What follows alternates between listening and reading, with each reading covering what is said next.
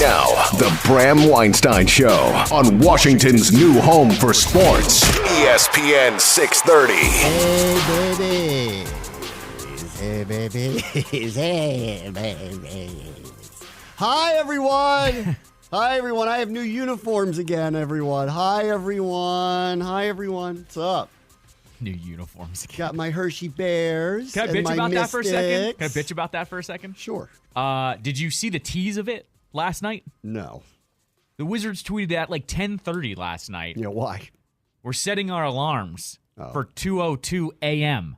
Oh, come on. How about 2:02 p.m.? Thank you. Those are all the replies were. Yeah. We're like, guys, it's 2:02 a.m. For what? On a Thursday night going into a Friday morning, guys. You better be trading for Durant, guys. You want me to stay up till 2 in the morning? Don't show me a new jersey that looks like the other ones. It's like, come on, man. 2:02 a.m. There's PM there, guys. Could have done that. What's your run club think about that? 2:02 a.m.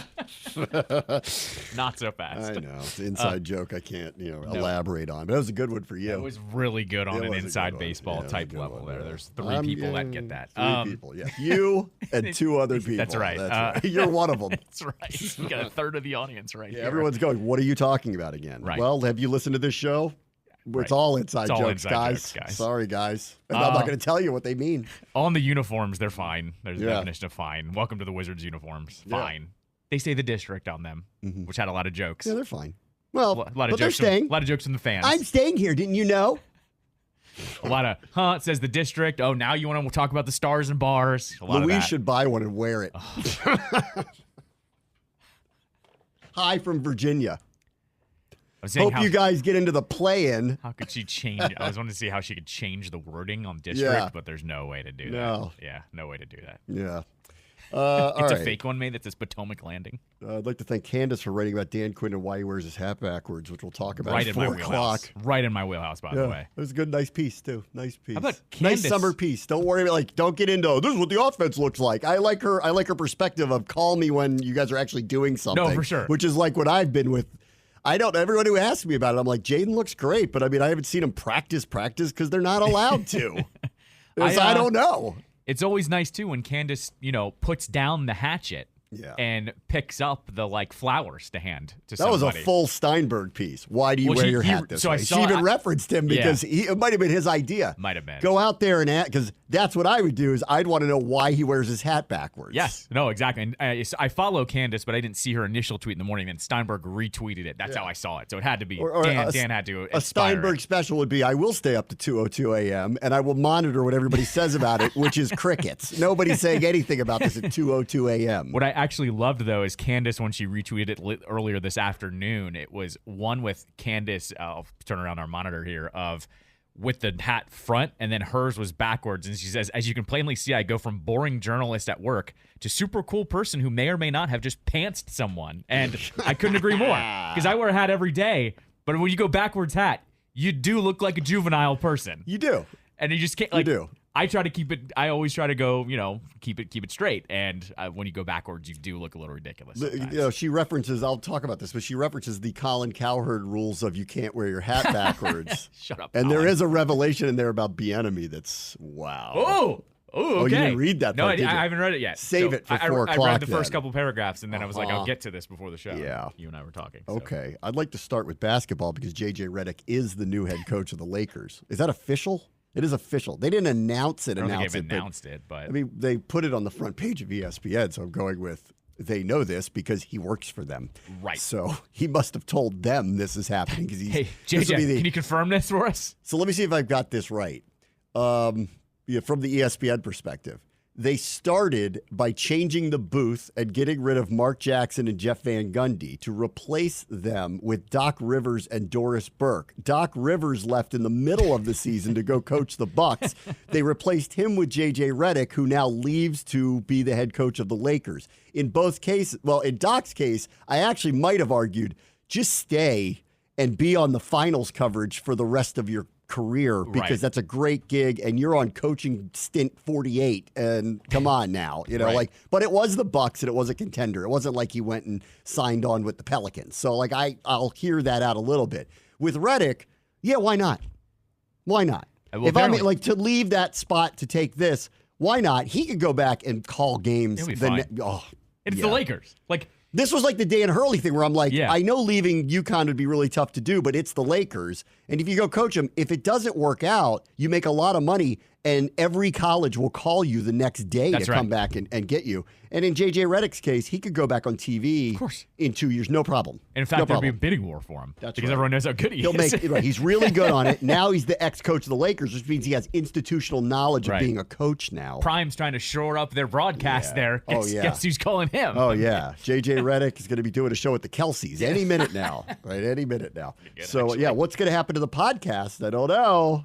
Guess that depends on old LeBron, doesn't it? Is he staying there? I don't know. The schedule actually works out. You know, if he stays there, their schedules do literally line up. They'll be in the same cities all the time. Listen, this is an odd hire. It was telegraphed for a long time. It is odd that LeBron was doing a show with him, and then all of a sudden this happens, and then he has to kind of go, we're not telling them what to do, and it seemed a little too convenient. Or the Lakers thought, hey, let's just get this guy he's buddies with because he likes him because they're so desperate to appease him. Right. And by the way, he can opt out of his contract, which supposedly he's going to. And they've already positioned it as, yeah, he's opting out, but it's to stay with the Lakers. We'll see about that. Right. We'll see about that. It would be the all-time turn if he's out after they hired his guy. Oh, of course. I mean, that's what I have been kind of hoping happens because It'll be funny. I think LeBron doesn't like to lose, and his legacy, not to sound like first take here, his legacy's taking a little bit of a hit at the end of his career here because he's just kind of playing out the string, and we know they can't win there. And you look at the rest of the West, you really can't win out there. Like, no. I think if that Lakers team was in the East, they could be a 5 or 6 seed very easily. But because it's in the West, and as I've said, it's bloodbath West now, they're screwed. Like, they can't win with the current team that they have. So, would it shock you if he went out? If he leaves, it'd be hilarious. It wouldn't shock me. Now, but if he leaves, and then he leaves them in a lurch, and they've gone out of their way to try to make everything appeased in his world.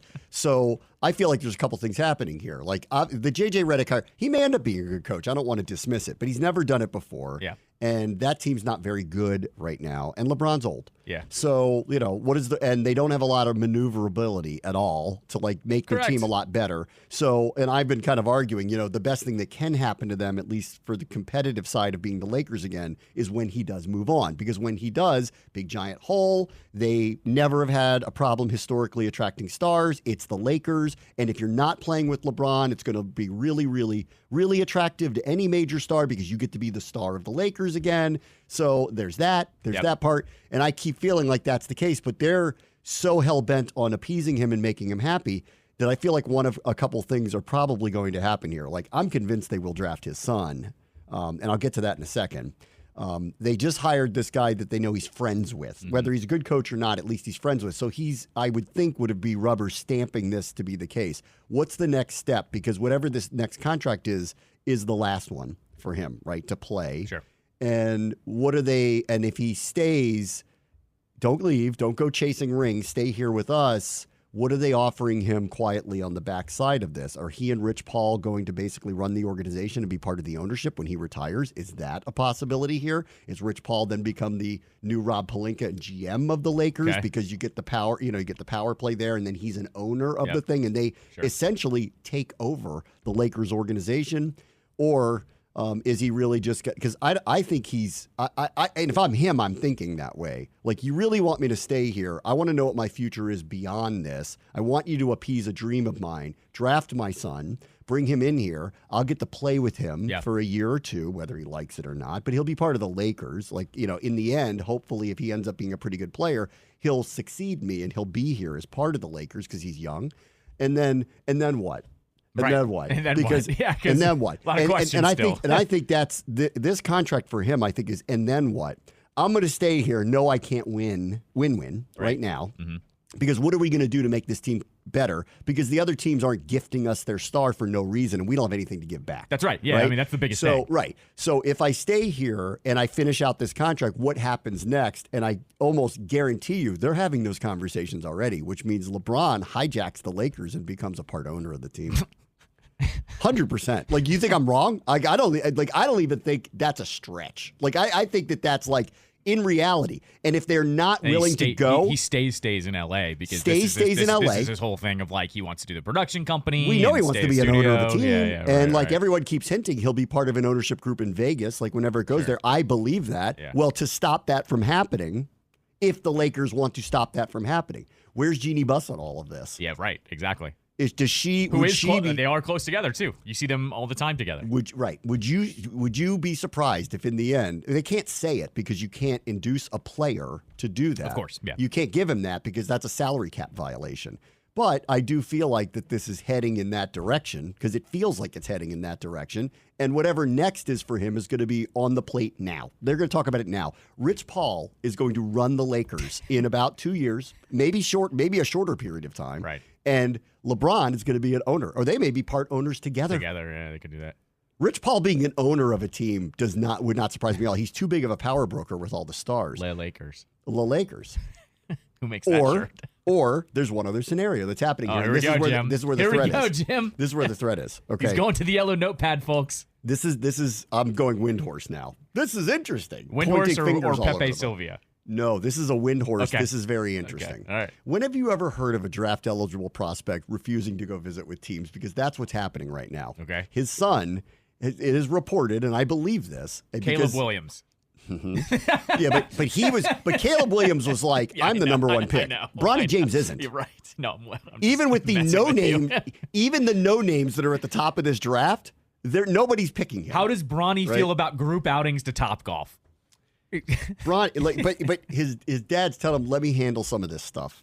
Because you can say whatever you want about LeBron. He's very shrewd as a businessman. And that's why I think he's going to hardline this, right? Okay. So his son has to play along with it to some degree. Otherwise, any team might pick him on the possibility that LeBron will come play with them, which we all know is not reality, even though he hinted that, had to back away from that. Because I was like, when he mentioned that, I'm like, well, if I'm the whoever's, I'm picking Bronny James knowing that LeBron wants to play with him. So I get him for a couple of years. That's a win. It's a huge win for a couple of years. You know you're selling out your stadium every night. You know you're the national game a million times. And you might be good. Right. Because you got him. You might be good for a couple of years. But I don't think that's happening. And because they're reporting that they have on record unnamed GMs or scouts or whoever saying it's very hard to get him to come to our building to meet with us. So here's a draft eligible prospect who doesn't want to meet. A second round pick. Who doesn't want to meet with 28 of the 30 teams. One of them he's met with is his dad's team. Of course it is. The other one is the Phoenix Suns. Okay. Now, so who's on the Phoenix Suns? 3 stars. That's right. Who wants out? Now. None of them, probably now. Well, does Durant want to play with LeBron? Good question. I don't think he does, but I think at this point, he probably would. I'd like to check his burner account on that one. Yeah. Just to see. And you know what? Maybe at this stage of his career, he might actually be like, you know what? Let's give it a go. Let's just do it. I mean, like, we clearly were a mess last year. We just changed our coach. Oh, I love where this is headed. Okay. I love where this is headed. So 2 things are happening, all right? Bronny James is, and I think willingly part of this, he's going, all right, Dad, help me out here. Let's figure out what to do, right? So how would LeBron end up on Phoenix? Well, it would have to be a trade. Now, he could opt out, but he can't get the maximum value unless he's signed and traded. I know this is where it's going. Well, they're not trading Durant to LA unless he wants to go, okay? Be crazy, but sure. Yeah, let's play this out that Durant goes, you know what? I've done it before I've played with other superstars. Yeah. I've been okay with it. Yeah. He's at a point in his career where, it's the end of the line. He's got a couple more years left. He'd like to win. He probably doesn't want to move again. He's got Booker on his team. He knows Booker's a P1 player, and they're not going to trade him. So there is one player on the Phoenix Suns that makes a lot of money that could be in a sign and trade that would fit the exact same salary parameters. Bradley Beal to the Lakers to facilitate LeBron to LeBron. And doesn't Phoenix want to get out of that Brad deal now? You know they do. They're already regretting it, and you know it. They are. The only thing that doesn't add up here, though. And he lives in That's what I'm Los saying, Angeles. I saw it in Hot Magazine when he did an interview from his beautiful home on some beach in Southern California. In 2021. It was like he was still a wizard when he did that interview. And then, since Brad has never openly tried to chase championships, we can tell you, you're going to be a star of the Lakers. And, just ignore the fact that you're not going to win with that team as constructed at all. But you get to be on the Lakers. So here's the problem with this, though. The Lakers, what are they getting back besides Brad? They're getting Brad, so they get a good player, okay? Sure. And probably there's got to be something else, right? Okay, There's got to be something else. The Suns don't have picks, though. They're worse off than the Lakers. So there has to be another team to sweeten the pot here. Sweeten the pot. But who's sweetening the pot for the Lakers? Like, I think every other team in the NBA is going, we don't care. We aren't making that team better. Maybe, but like if there's a giveaway of D'Angelo Russell in this to the other team, then the sweetened pot could be something else. Flips back to the Lakers. I agree with you that this is not a clear straight up, you can't do it. Obviously, you can't do it straight up. I agree with you. And Phoenix, what do they have to give up? We don't really know. Right. So a third team could come in, but a third team could make off like bandits by getting a starting player and not giving up very much because the Lakers have to facilitate this thing happening. Part two of this is we love to make fun of Brad these days, especially since he's left, right? It's open season for this show, especially. Mm-hmm. I don't know if even Brad is accepting that trade because remember, no trade clause, only player in the league. Thanks, Ted, for that, by the way. I don't know. Does he actually say... I mean, listen, I would if Booker was on the table, the Lakers do that in a second. Yeah, they're moving... In a second, they need to do that. Heaven and earth to do that. But does Brad go that shameless and just goes, I'll put on a Lakers uniform and be happy about it, but knowing he's about to go to L.A., which I've said on this show for weeks now, worst fan base in America. Yes, I mean that he's about to catch all of the smoke by being on a crappy Lakers team. I don't know if he does that. If they still have Anthony Davis, they're not bad. They aren't. You and I know they're not bad. But you and I know they can't be bad. Anthony Davis is a really good player. Can't be bad. Yeah, but you and I know Brad plays, and he's the definition of good, not great. Honestly, I would, if I'm the Lakers, I'd go, okay, let's reboot. Get Brad in here. Okay. Trade Davis, too, to someone else. Okay, if they do that, then they're going in a direction. Yes, they're going in a direction. But then does Brad accept that? I don't know if Brad accepts sucking on the Lakers. I think if Durant and Booker just put the pressure on him and go, you got to get out of here. I actually think he might. I would lose my mind. It'd be amazing. You told me you'd buy a Brad Lakers uniform. Because it's such a troll job. Yeah. It's I'm not buying it because I'm rooting for either one of them. You'd wear it to the Wizards-Lakers game here. Congrats. You're West Coast Wizards. Yeah. Well, actually, now you're going to be on First Take every day, and they're going to be yelling about you. Correct. You didn't know how good you had it here being on a bad Wizards team because nobody paid attention to it. Actually, you're on a bad Lakers team. They're going to blame you. Here is the deal, though. If they were to trade Davis and then all of a sudden Brad is the star there, he's scoring 50 a night again. And all of a sudden, First Take would actually do the whole, they're losing all these games, but is Bradley Beal an MVP candidate? Mm-hmm.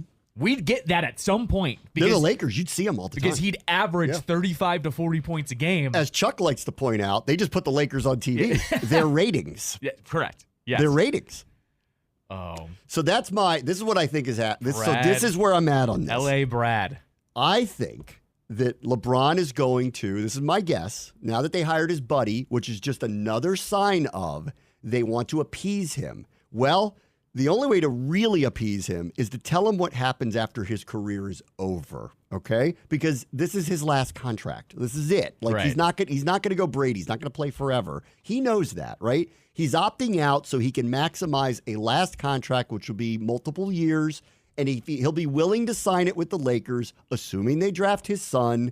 And he knows they're not going to win very much because they're not flexible to put enough players around him to win. But he'll do it with the promise of what's on the back end of it, which would be potentially good and potentially a mistake. I don't know. Rich Paul might be a really good, earth mover with all the stars that he has by being there and replacing Pelinka, basically, as the head of the organization. Or what I think they should do is probably, because they're the Lakers and you need to just be the Lakers, sure, trade LeBron. Well, it sounds like there's only one place he would go to. He wants to go to a place he can win at the end of his career and a place that's going to have his son. And his son, apparently, whether it's by direction of his dad or by whatever it is only talking to very specific teams. And one of them happens to be Phoenix, who also happens to have tradable parts that makes a deal work with the Lakers because they can swap salaries and you don't have this rigmarole of matching salaries. Brad. LeBron will make what Brad makes, which means you can send Brad back and you can make the numbers work.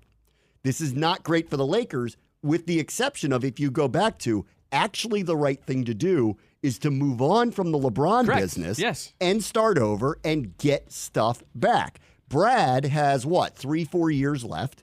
He's a good player, and so you have him for a few years while you recoup all the assets. And by the way, if you move on from Davis, you could potentially attract a new star again and a younger star to come in there and play with them. And they just play out the string with Brad. And at that point, they can try to become the Lakers again. Brad has 3 years left on his deal. 2 actual years and 1 player option. Okay. But he ain't turning that player option out because it's $57 million. Right. And he won't get another deal like that. Yeah. So you're only talking about 3 years now. Right. And in a reboot, you need that time. And if you don't have holes in your salary cap to go attract stars or any assets, which they don't have right now, then this is the move. The problem you is... move on. The problem is, too, is if you tear it down, they still owe 24 and 20... Or sorry, yeah, because this year's 24. Okay, so it's only 1 year. Next year, the Davis trade finally times out. It's the last first-round pick that's to the Pelicans is next year. So then 26, 27, from 26 on, they're back to normal and get their first-round picks. Back to normal. Get their first-round picks back. Correct. The move now, actually for them, is to sign and trade LeBron James to wherever he wants to go. Mm-hmm. Phoenix is clearly the destination because they think they want to win. They have Durant and Booker under contract. And Brad was supposed to be the third piece. That didn't work out. I would argue they have a much better shot of circling the wagons with LeBron, Booker, Durant than they do Durant, Booker, Brad. Right? Yeah. And that owner would love to have more star power there because he's very excitable and wants to have it. So that's my Windhorse moment. That's what I think might happen here. Unless the Lakers are so hell-bent in being in the LeBron business forever that they offer him something on the other side of his last contract that probably means a stake of the team. Why else would he do it? He's going to want a stake of the team to stay. And if I'm the Lakers, I wouldn't do that. Yeah, I wouldn't do that either. But that's where he's going to strong-arm him. That's what I think will happen. And I don't disagree that LeBron should play that card at this point. It's one little wrinkle, sorry. The Pelicans had the right this year and next year to either take this year's or defer it to next year, and they decided to defer it to next year. So Lakers do pick 21. So they'll defer it to next year. So no, they've already have because that deadline already happened. So next year is the last pick that the Pelicans have in the Davis trade. Right. So, but the Lakers have their pick this year because, correct. But this is not a good draft. Yeah, correct. So maybe they get lucky or maybe they don't. But in all likelihood, the 21st pick is typically not a game changer anyway. Correct. Yeah. And they're looking at the top of the draft, going, "That's not even good." That's right. Yes. Right. So I don't blame them for doing that. So they have to get through next year.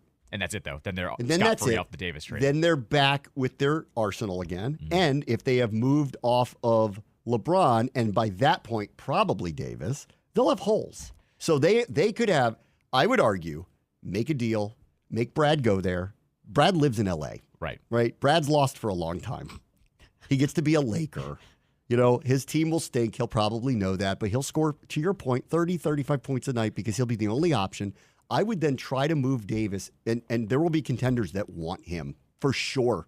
Try to move Davis, just get assets back, and go, by the time we get around to our first-round pick again, Brad only has 1 year left on his contract. One. That's it. And we can totally reboot the Lakers. I know the Lakers are going to hate this, but if I'm New Orleans, I'm stepping up and go, what do we have to do to help you tear it down? That's right. Because they have movable parts too. Well, but they're also. But he's not. LeBron's not going to go there. No, the problem. No. I'm not saying he's going there. They're stepping up to the plate and go, who needs what, because we own your draft pick next year. Yeah. We'll help you tear it down. We want to cash in on that. The real wild card in all of this is Oklahoma City, who's got a million draft picks, right? Right. So could they finagle their way into a 3-4 team deal where they give up those assets to get that last piece that really puts them over the top?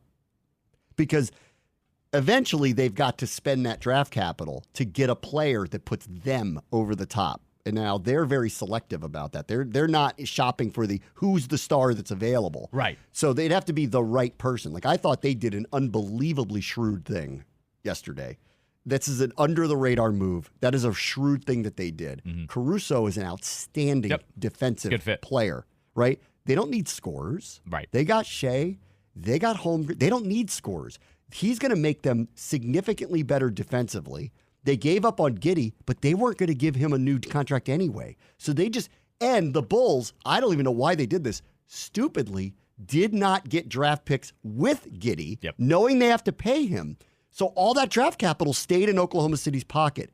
They are a total who wants to bargain here, because we're looking for one more guy to put us over. We were already the 1 seed. We just got a defensive player. We need one more. We got a lot of draft capital, guys. What do you want? That reminds me of the Holiday deal this year, where they just, Portland got Holiday because they needed to trade something with Dame. And the Celtics were like, yes, please. We'll happily take him and get that from you. They're the ones that, like, I think are sitting pretty going, okay, we're just looking for the right guy, and we'll give up the draft capital, which is no longer worth anything because they're too good. Right. They can give up their picks. It's not a problem. They'll be picking in the bottom 5 or 6 every year for the next few years with that team that they have, especially if it gets even better than it is. All right, take a quick break. Bram Watson Show, ESPN 630 Sports Capital. A couple other basketball things. Croix Bethune, by the way, is going to be our guest at 3:40 today. The front runner for definitively Rookie of the Year in the NWSL. She scored her 5th goal of the season, and it came in stoppage time with somewhere in the neighborhood of a minute to 30 seconds left to tie the match with San Diego. And it was an unbelievable goal at the last second. If you heard our call, I lost it because it was pretty incredible.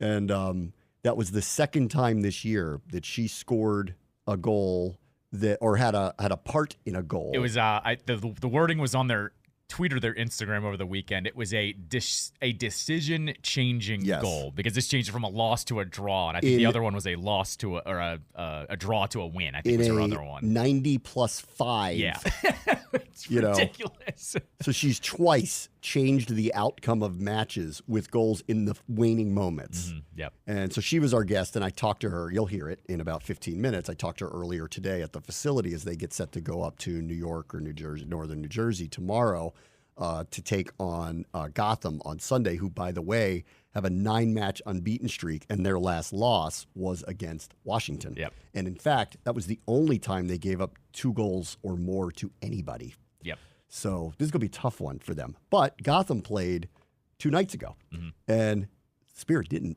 Right. So exactly. I like the short rest thing. And it's hot as hell out right now. Hot as hell. All along the East Coast. It's going to be brutally hot, so I'm expecting a lot of subs. Yep. And Gotham had to play on Wednesday. So that's, I think, that's a nice turnaround for Washington to have a shot.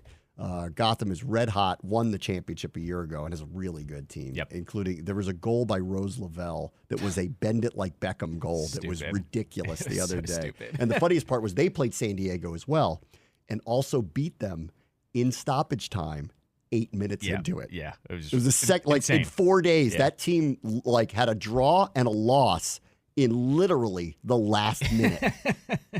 It's crazy. It's ridiculous. You know your season's gone wrong when that happens. They're a team that you kind of circle and go, next year you guys will probably start killing people again, because last year they won the Shield, and so this year though it's been literally seconds separating them from losses and wins, or draws and wins. Irritating. Irritating is what that is. All right, another basketball thing. Detroit fired Monty Williams after one season. One season, yes. After making him the highest paid coach in the NBA and owe him $65 million. That is good work if you can get it. I would move to Detroit for 1 year for $65 million. Of course. Thank you. I hope he goes full. Why would they do that? I hope he goes full Cliffy. Post a picture from a beach somewhere. Thailand. Yeah. Yeah, with a girlfriend. I'll take a Zoom interview. That's okay. I don't want to do that. Yeah, that's part of it is that you know how this goes. You Yeah. have to look for work or they can, So he'll have to look for work. What coach is going to finally put a clause in there that says I don't have to look for work and you still have to pay for me? You know what I found funny about it too? Like all these people, like just before JJ Redick got hired, they're like, I think the Lakers should look at him. And I go, the guy's been on 2 different teams in 2 years. He got kicked out of Phoenix, and then he goes to Detroit on that contract. They get him out after 1 year. What about that timeline reads, go coach the Lakers now? Right, yes. What are you talking about? Right. Now, granted, it's a more talented team than Detroit. Like, I don't know what the expectation was there. Well, I mean, Cade Cunningham's good. Right. But they Number were one. They were banged up with injuries, though. They were badly, actually. So that's what I'm saying. Like, you couldn't just give him one more shot this year? Like, you could fire him midway through the season. How'd they hate him that much? That's what I'm getting at. Like, that's a lot of money on the table to go, we need to move on. You need to move on. This wasn't Urban Meyer. What are you talking about? I mean, I'm sorry to go full Wizards brah here, but you're the Pistons. Why are you urgent about firing him and then... We can't have this. Your owner's going to eat $65 million? Maybe see how he does half a season in. And if you really are tapped out, fine. But, like, you couldn't let him have a full deck? I would have, yeah. If I was the owner, I'd be like, we're not firing him. Right. What are you talking about? Right, like, exactly. We just paid him all this money. This year went poorly. He gets another shot, or he has to get another shot because I'm not hiring another coach. What are they making in season ticket money up there? I don't think it's a lot. So, like, that's not a small expense for a team like that. That is sideways. I don't know. That's weird. Yeah. I saw Udonis Haslem, who's starting to do media stuff now. I guess he's finally retiring from. He's been in the NBA for 38 years. Right. He said on ESPN that Jimmy Butler is going to go back to the Heat, and him saying that would make me believe that that's probably happening. It's one thing when somebody who has no internal knowledge of it says it. It's another thing when he says it, being that he might as well be Pat Riley's consigliere for the last 15 years there. So I now believe that that's probably the case. I still think, though, that if the right person was available, they would make the move to do it. Riley's not stupid. He won't move somebody just to move somebody. He'll move somebody if he thinks it'll make the team better. It's like Brad Stevens. Like, they weren't going to just move Marcus Smart, but once they had Porzingis in there, squarely there, he'd go, well, we're better with him, so we'll just do it. Like, he's a mercenary. He will do that, but he won't do it just to do it, even if they're annoyed by him for whatever reasons they were annoyed by him. So I think Jimmy Butler's going to be back now in Miami. And I bet Butler doesn't really want to go anywhere because Butler, he likes how they play. Yes. He wants a very serious, hardcore situation. He didn't like playing in places where he thought it was too loosey-goosey. Yes. And it's not down there. So I think he'll end up staying. That's what I think. He'll stay there. I think it was all scare tactic looking at it because like you have Jimmy's getting a little comfortable there, which I think is like fine, but he did like remember he came in as emo Jimmy during media day. Like I'm sure Riley was like It was fine when they got to the final. Sure, but I'm saying this. So this was after the final. He did this past season. So like when ESPN's firing up the graphic, it's Jimmy with this emo haircut and piercings, and I'm sure Riley's like, that's fine when you're winning and you're playing, but when you're injured and you're not playing, I'm not about that life. So I think he's scaring him into like, get your ass into shape essentially, or we all are going to move on from you. I know this is a couple days old, but we had a very short show yesterday, and I wasn't in on Wednesday, so I do want to spend a couple minutes talking about Willie Mays, who passed away the other day. I think he was in his 90s or upper 80s. I think he was 92. I want to something like that. Willie Mays, we've had legends passing here the last couple of weeks. Bill Walton, then Jerry West, who 93. Yep. Jerry West, who I would argue might be the most outside of Michael Jordan influential person that's come through the modern NBA.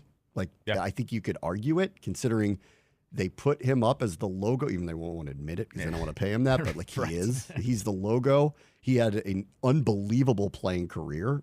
He's a top 10 all-time player.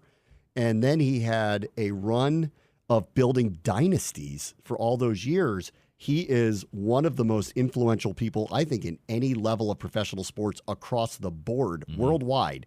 And we lost him, and then a week later, you lose Willie Mays, who might be a top 5 all-time baseball player. He did not stay involved in that way in the sport like Jerry West did. He became an ambassador for the sport and really looked at as one of the, alongside probably Jackie Robinson, Frank Robinson, and a couple of select others, as the most influential, I don't think he meant to be this, but he turned kind of into an equality civil rights icon. Yep, exactly. And I don't think Jim Brown falls into this category, but Jim Brown embraced that role as being like a person who fought for equality and wanting better for African Americans and showing, that they can achieve greatness and that can be acceptable in American society. And I don't remember Willie Mays kind of leaning into it the way Jackie Robinson and his family did or the way Jim Brown did, but not unlike Bobby Mitchell here. He became an icon of the civil rights era, really. And he was one of the most electric baseball players in the history of the game. And almost inarguably a top 10 all-time player, defensively, offensively, and one of the most well-liked personalities that's ever come through. And he had, among all-time great moments in baseball history, he's got this over-the-shoulder catch that is on every all-time highlight reel that's ever happened. He won, right? Did he win championships? Maybe he did. Maybe he didn't. 24-time All-Star, won one World Series. 24-time All-Star. From 24-time All-Star. 1954 to 1973. He was World Series champ in 1954, so I assume that's when that was. He won in his rookie year and then didn't win again. NL MVP 54 and 65. How about winning MVPs 11 years apart? He was Rookie of the Year. Rookie of the Year. He was a rookie in 1951. 1951. At least in the NL. So he must have, So he was in the Negro Leagues then for a time too, because he started out there. Yeah. And he got he was one of those players that got the extra stats added for it as well. Right. Yeah, that's it though. No, one World Series in 1954. But won. Yeah, he did win once because, of that era, Ted Williams might be the greatest hitter of all time, but never actually won the World Series because Boston was in the midst of their curse drought, and he was maybe the best player in the game, but never actually won. Yeah. So Willie Mays won.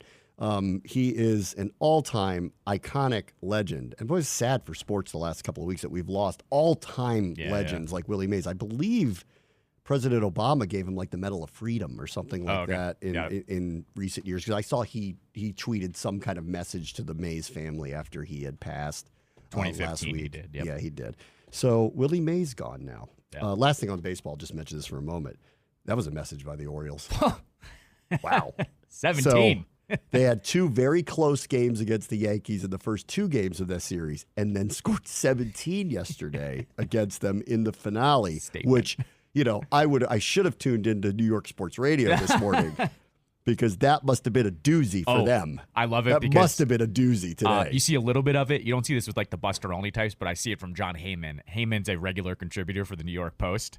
And so his quote today was most disappointing team of the week. Was the Yankees. So the Orioles now are literally a half game back. Yep. 2 back in the win column, 1 back in the loss column after winning 2 of 3 against the Yankees. They won 2 of 3 against them, 2 or 3 against the Phillies. They get Houston now, who's not having the same season that they've had, but still, I would think, formidable opponent. But they just played the 2 teams with the best records and won 4 of 6, and 2 of them came on the road. It's a hell of a last 10 days for them. I would assume this new ownership is going to give the green light to get whatever they need to get to go down the stretch. And the Orioles, it's June, it's a long way to go, but the last week ought to tell you, this is streamlining towards they're going to be the team to beat, at least in the AL and maybe in the whole game. And let's see how it goes. Look at the last 2 years, too. 2 years ago, remember when they were doing remember they were calling themselves Chaos? Remember it was Chaos coming, all of that stuff. Chaos! And then they didn't make any moves. And remember they faltered that last month? Yeah. I think the reason they faltered was because that roster was looking around going, come on, we were right there. You didn't do anything. You traded Trey Mancini. And I don't blame them per se, but the energy went down. Then last year they make a very small move for a pitcher that wasn't that good. I forget who it was from the Cardinals. Flaherty. Yeah, Flaherty, who was... Yeah. Well, they got bullied into doing something. They had done nothing, and everybody was like, what are you doing? You have the best record. What's wrong with you? And now I think this year they're going to look at it, too. Look at the energy heading in. Not to say that they had a bad crowd or anything, and they ran into the Rangers, but I think they're going, all right, let's pull the trigger now and let's get everyone really on board now. I think that's going to happen. Yeah, they're in the market, I would hope, for a prime reliever, whoever's available, and then hopefully maybe even one more starter, whoever's available. But I think they obviously need to go do it because it's right there. And this week, if this wasn't telling you what they're capable of, nothing will tell you what they're capable of. All right, you'll hear from Croix Bethune next. Bram, watch the show, ESPN 630, the Sports Capital. Kruger, big left-footed kick, headed by Dahlkemper. Bethune beat them to the... She scores! Unbelievable! A long ball by Kruger, run down by Bethune. She beats Sheridan, and the game is tied.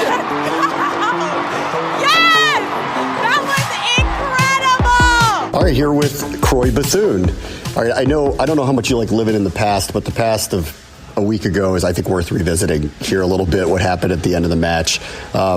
What did you think when you kind of rewatched what happened at the end in that tie with San Diego? I thought it was very thrilling. Right when Trent got tackled, we all mentioned how we wanted to get balls into the box and just get crosses in. So Casey played a ball over, and when a defender's running backwards and try to head the ball, it tends to reflect and keep going forward, and it hit my chest and struck it off the half volley with a little bit of gap between the post and the keeper. Yeah. So, it was just a great moment, and we could feel the energy rising. We knew when we were going to get a goal eventually, and we did. You did, but you were running out of time. That's for sure. We were. So take me through the play a little bit and just what you saw, because it felt like you came out of nowhere to hit that ball. For me, I was just focusing on getting in the box and trying to get a chance. When Casey played the ball, I just wanted to get a foot on it, but I was more so like trying to meet the ball where it was going to land, and instead of where it was landing, there was a deflection.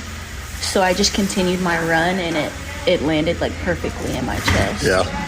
Is this up there?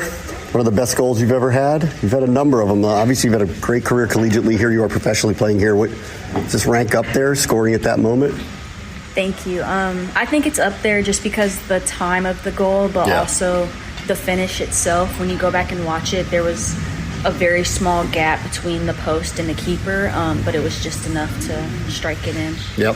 What are you learning about this team? You guys have been playing really well lately. That was really exciting, obviously, to get that draw the other night. What are you learning about everybody here?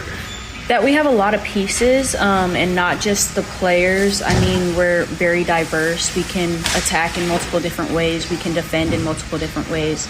Also that we don't give up, like we can overcome adversity. We've been down a couple goals. We've been up, tied, but at the end of the day, we seem to get a positive outcome. This one seemed particularly, I don't know how you got. I don't want to speak for you. I want to hear what you have to think about it. But you were undermanned coming in. Andy Sullivan wasn't playing. Kate Wiesner wasn't playing. Gabby Carl got hurt. There were people changing positions. You all were trailing. Did this match tell you, the second half and stoppage time, tell you something about this team? Yeah, just emphasizing on the pieces.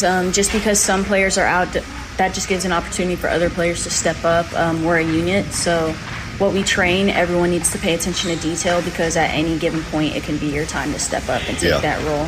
And then with Hal having to play wide, she did play that a little bit in camp, so it wasn't something that was very new, but that's just being diverse and overcoming adversity when it's time for you to step up in a role. Obviously, you're having a great season. How do you kind of characterize what's happening here in your rookie season so far? In the most humble way, it's nothing new or surprising to me. I feel like it's new to a lot of people, but I've been doing this quite for a while. I set goals for myself, and I want to achieve them. So for me, this is just being myself and doing what I need to on the field. Yeah. What were the goals? This was your first opportunity to be professional. So what were the goals? Little ones would try and score, get an assist each game, but getting accolades each month, Rookie of the Year, hopefully make the Olympics team, national team. Those are just a few. Yeah. And I assume you feel like you're meeting your goals? Yes, sir, I do. Yeah. When you got here, I mean, you have goals, but then you're here. Did you think initially, like, okay, this is the place where I'm going to be able to meet the goals that I'm setting for myself? Yes, I feel like in any environment I can shine just because I expect myself to thrive. My expectations for myself are very high. So I feel like as long as I'm being myself, then nothing can go wrong. You mentioned the Olympic team. Obviously, you had an opportunity to train with them a couple of weeks ago. What was that experience like for you? Yes, sir. I was just honored to even be called in, whether that was which was a training player, but just to be in that environment is great. I more so took it as a learning experience, learning from older players that have been in that environment for a while, like Lindsay and Crystal. And then also Emma Hayes coming in, new coach, but her accolades speak a lot for who she is because she's a winner, she's a champion. So just learning a lot from her and observing. Yeah. And what are your expectations here in the near term with that? Do you think you'll get called up? Have you gotten any sense of what's going to happen?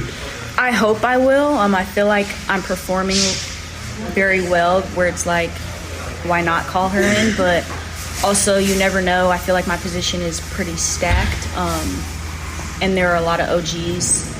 So it's kind of up in the air. You never know. Yeah. Back to the Spirit. Obviously you're very confident. It's performing. We're seeing what you're doing here. Who on this team, though, has helped you kind of transition to become a professional?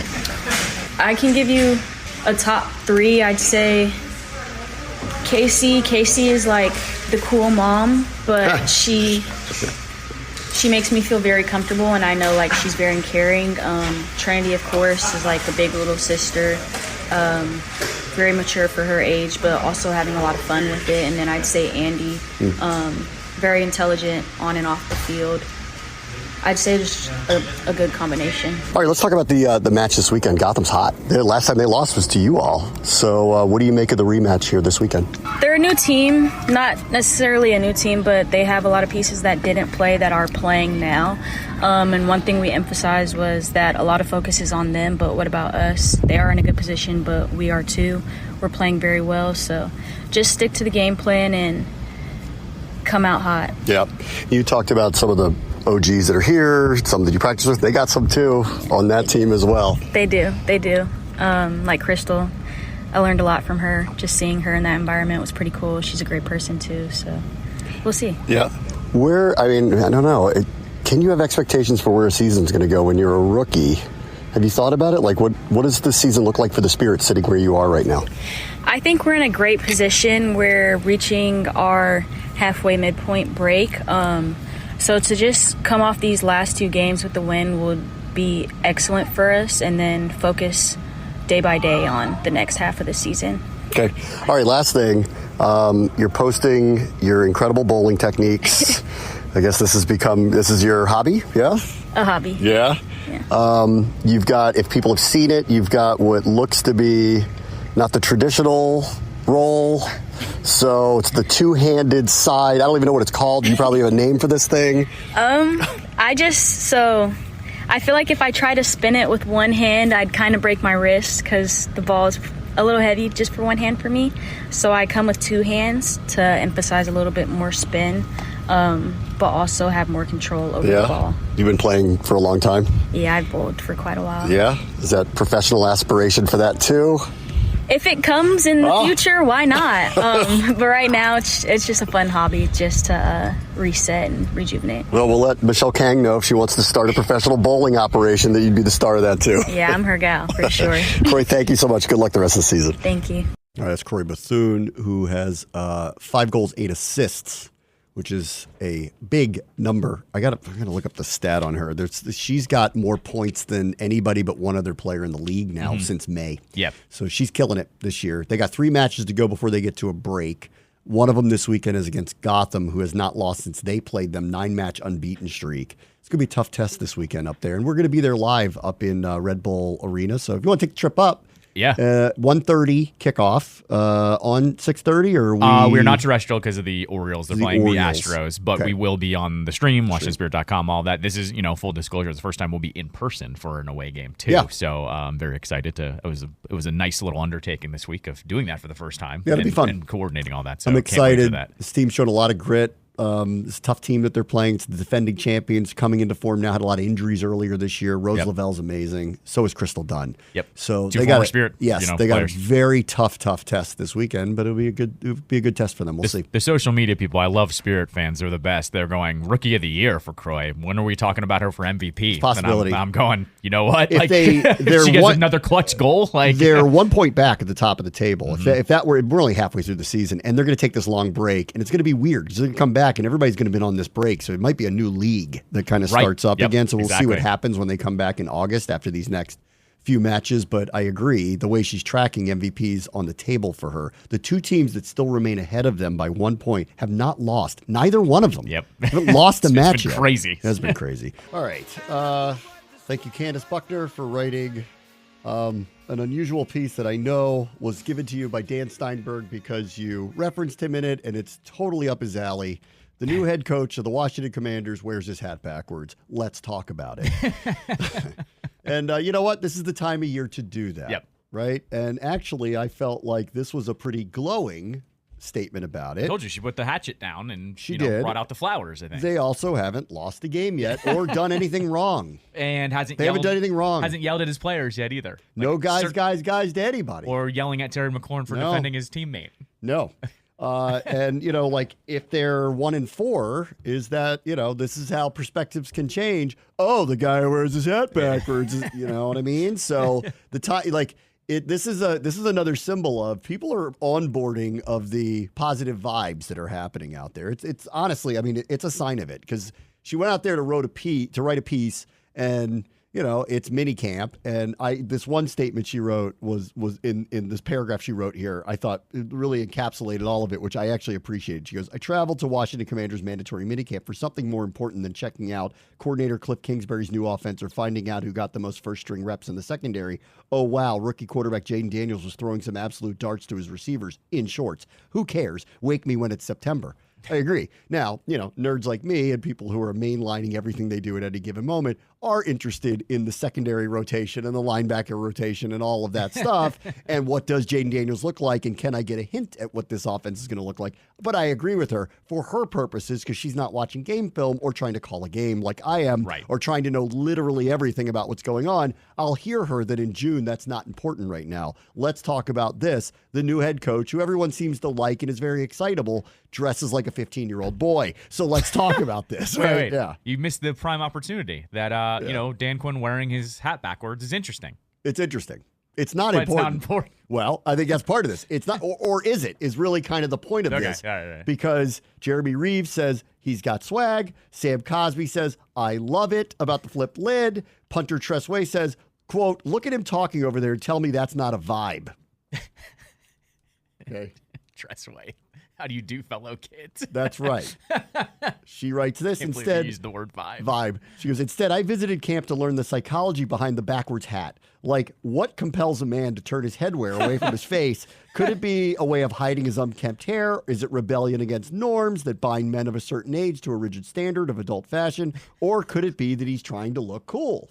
This is a topic near and dear to my heart. Right. Now, remember, this isn't unusual. They showed him in the box up in Dallas, because that's where he coached as a defensive coordinator, was up in the box. He wasn't on the field. He was up in the box. He always had his hat on backwards. Right. That's just his thing. Yeah. It's always been his thing. I don't remember him doing it a lot in Atlanta, but he probably did. But as the head coach, I remember the hat being on forward. So let's see what happens on game day. Does the hat go backwards or does it go forward? Is there a game day Dan Quinn where the hat goes forward? He's clearly going to wear one. So Let's see what happens. If game day Quinn is different than practice Quinn and facility Quinn and cool Quinn and Quinn who will open up a T-shirt you mail to him, even if it's a little off-putting to some people, and wear it at a press conference without anybody's knowledge. You are correct. Every photo with him in a Falcons polo is a straightforward hat. There's a couple with him with no hat too. Could that have been an Arthur Blank Falcons thing where, hey, our head coach doesn't wear his hat back? You can do it at practice, whatever you want to do at practice, cool. But on game day, there will be formality. Let's see if that's happening here. Because if we're going with full-on Dan Quinn, the hat's backwards on game day too, guys. So I want to say this too. I wanted to go full, quick dive here.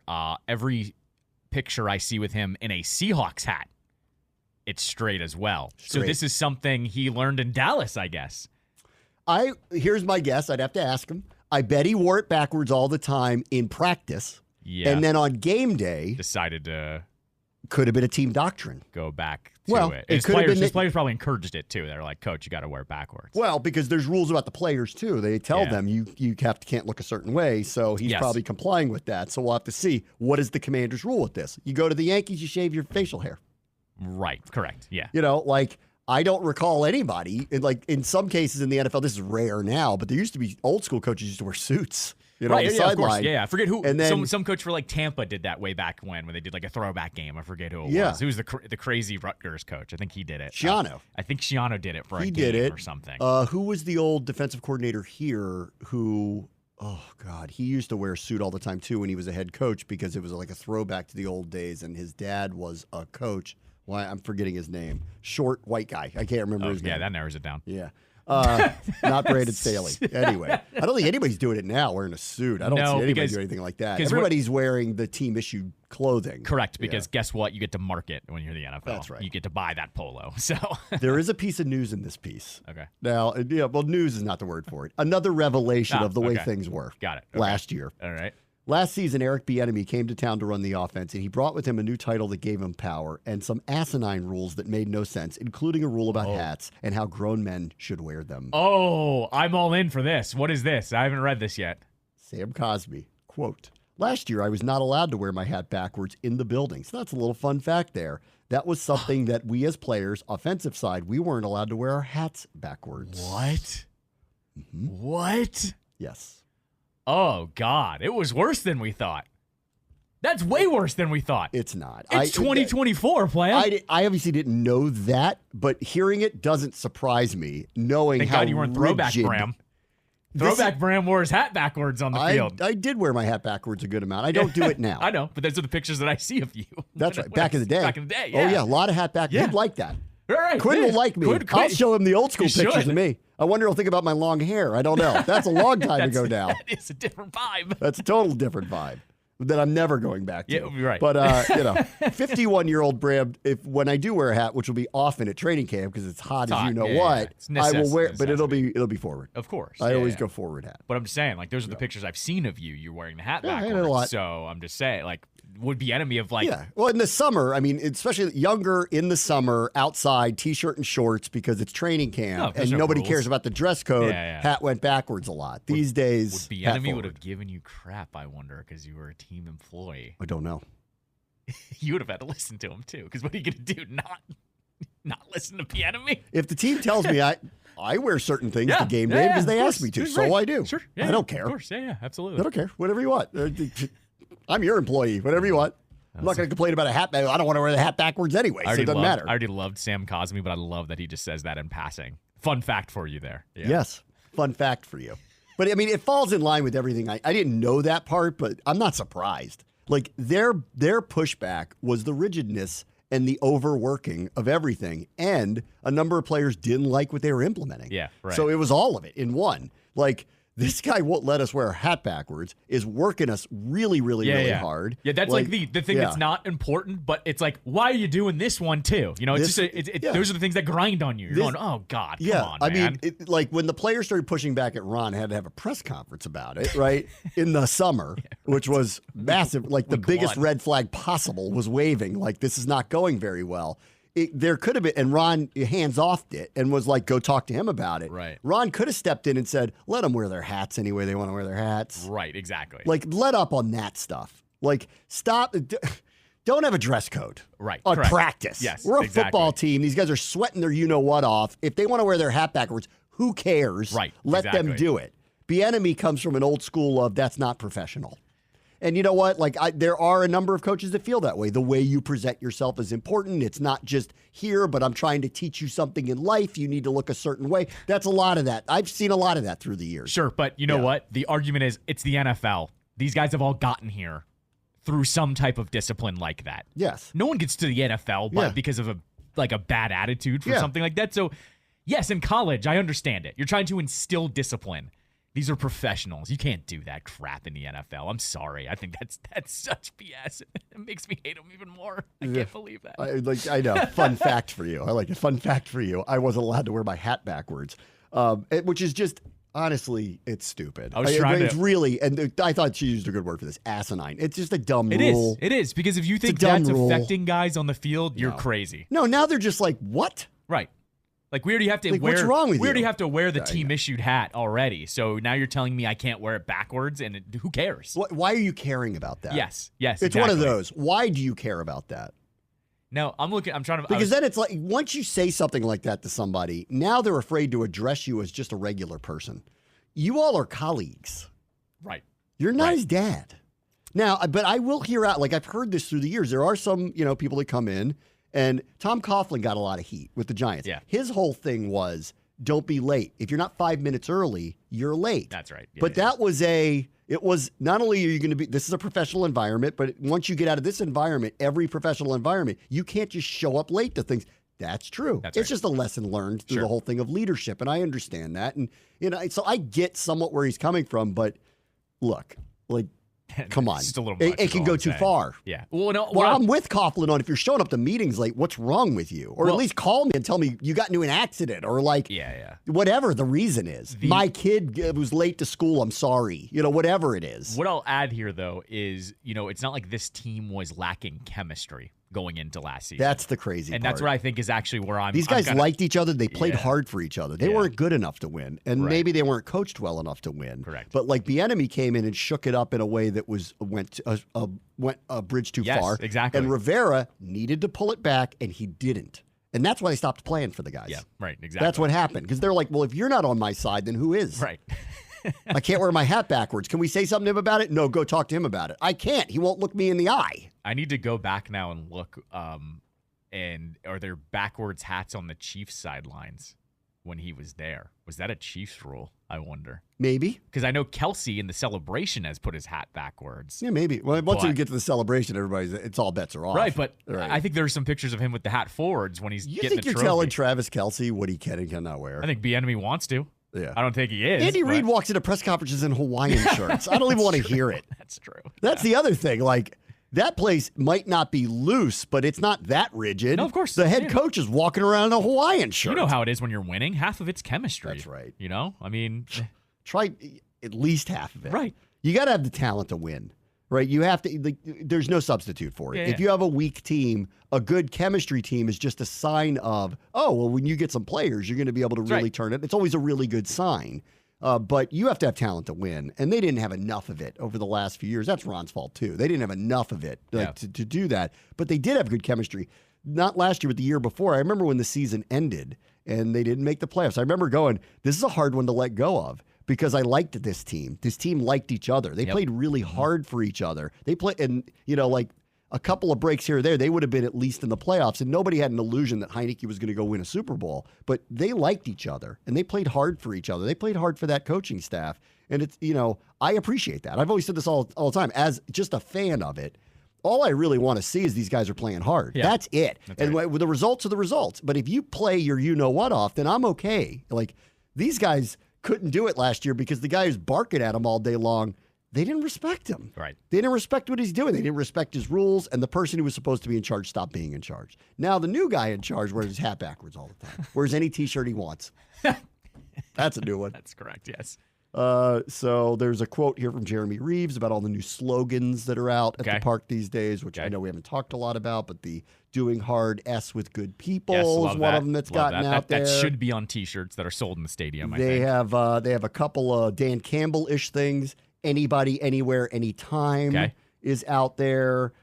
She wrote about the one, let's see, the only fight that matters is the one we are in, stuff like that. So the motivational stuff. And the Reeves has a big thing about how everybody has their own reason to why, but when you see things like this, it can filter down if everybody buys in. Slogans are slogans until they buy in.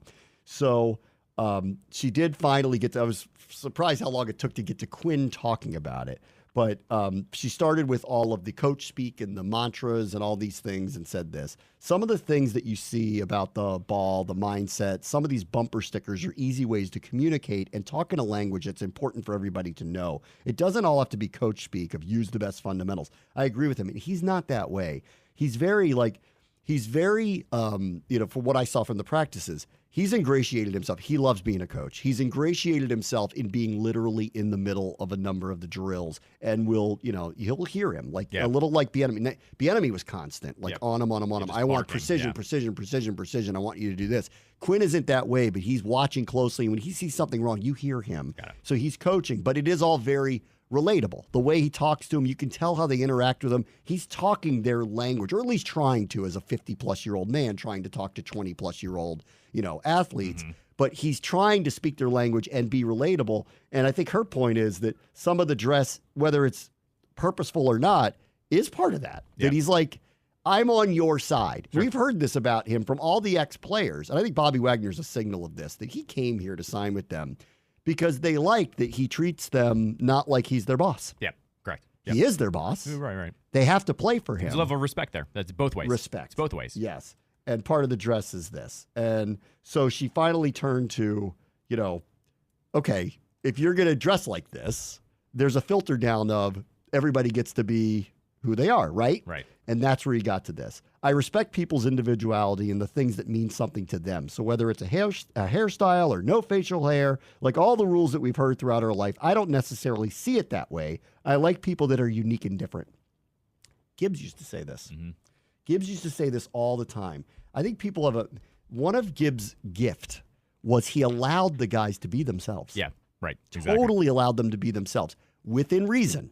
You can't do anything to embarrass the organization. You can't do anything to embarrass yourself. You can't do anything to put our team at risk. You can't do anything that makes your availability on Sundays in question. But everything else off of that, if you want to be you, go for it. The Hogs got to be the Hogs. Mm-hmm. Dexter got to be Dexter. Like Gary Clark was a pretty big personality. Joe Theismann was a very big personality. Riggo was a huge personality. And you know what? He let them be themselves, all in the namesake of you can be you, but we need to be together. You can be you, but you need, on Sundays when they roll around or when we're working, we do it together. You want to have your funny quips or your weird 5 o'clock club or all this other stuff.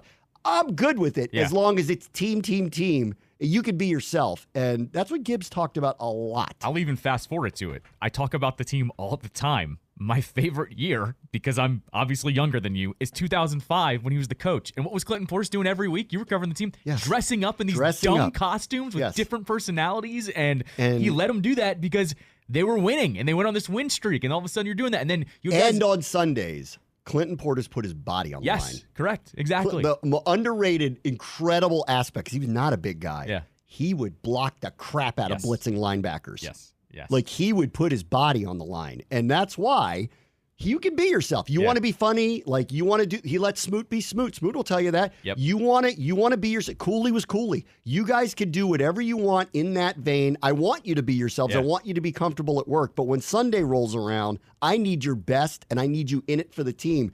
And I never questioned that about Portis ever once when he's doing Sheriff Loosey Goosey or whatever his That there's a sheriff gonna get you. Yes, yeah. I forgot all of them now. I lost track Coach of Bro them. Sweets. They would walk around and make fun of Jason Campbell to him while he was doing. They would yell Lionel Richie at him while he was doing press conferences. But it was fun. You know, it was fun. Well, I was going to. We also knew they were going to play their you-know-what's off on Sunday for each other. Yeah. They actually, you got the sense they genuinely liked each other. Well, I was going to even point one out that was more serious, and of course, tragically ended. Though was even Sean Taylor. Remember how cold Sean Taylor was when he came in, and they. But I think Sean even warmed up to this guy's letting me be who I want to be. And remember, that's when he was on his rise to superstar, and why we all were so sad about it, because his personality was just starting to come through and be this guy. And like he would wear the crazy socks or the taped up face mask. They didn't care. He paid the fine. You know, that's like he let him be who he wanted to be too. He was becoming a very different person. He also had a child, and that really changed him, and it was such a tragic thing.